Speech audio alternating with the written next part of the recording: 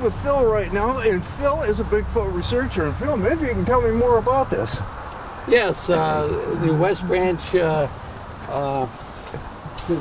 board designated ourselves as the Bigfoot capital of Michigan. We're hoping the Michigan legislature will affirm that, but it's based on the research that I have done, Tom. I've documented almost 100 incidents of Bigfoot activity just in the 6 counties around West Branch in about 10 years. What kind of evidence are you finding? Well, about half of those are sightings, but I also keep track of tree breaks, stick structures, footprints, vocalizations, and property damage. There's a bunch of things that Bigfoot does that people don't realize they do, but to me it's all significant because it's things that typically humans would not do. Now, if people are out and they're on some of these trails, and are they going to be able to tell? How would they tell if it might have been a Bigfoot? Well, it's usually things that are done that a human wouldn't do. Stick structures, for example, are often a teepee-shaped thing, but it'd be not a typical kid teepee or deer hunter blind.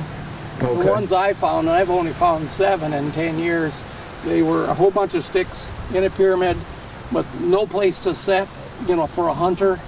No beer cans or cigarette butts or anything there, and but they're all stacked up around, and that's one of the things you find around the world, even around the country. Now, is this research material that you've got, would this be something that people could read on then and learn a little bit more about? Sure. I've actually got a YouTube channel, Phil O News 1, and it's got a whole bunch of the stuff I have. BFRO.net is a nationwide organization. You can read reports from all over the country and the world on that one. That organization was started in 1995 by Matt Moneymaker, who put together the Finding Bigfoot series that was on TV for 9 years. Sure.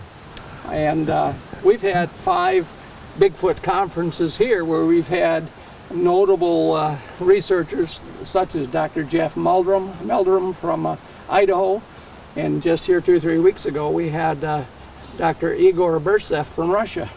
Okay. And these guys have traveled all over the world researching the Bigfoot mystery. Okay, it is a mystery, and not many people see them, but is it something people have to worry about when they're out in the woods? Not typically, no. Particularly if you stay together, have 2 or 3 people. In a real remote areas, I do recommend single people carry some kinds of protection, guns or whatever.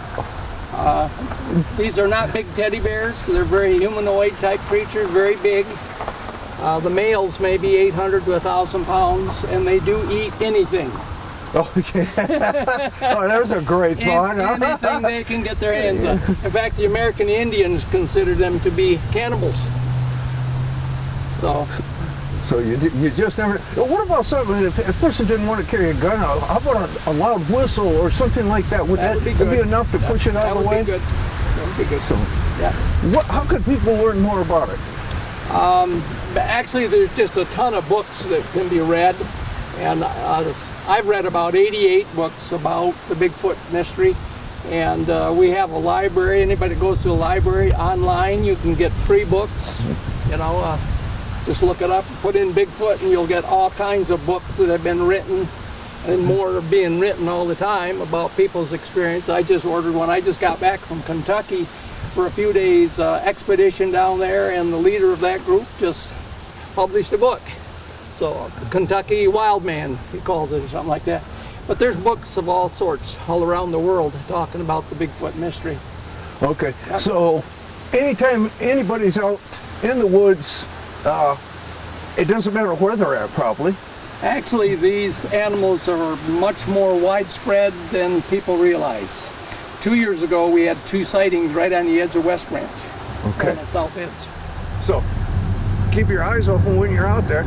You never know what you're going to see in the woods.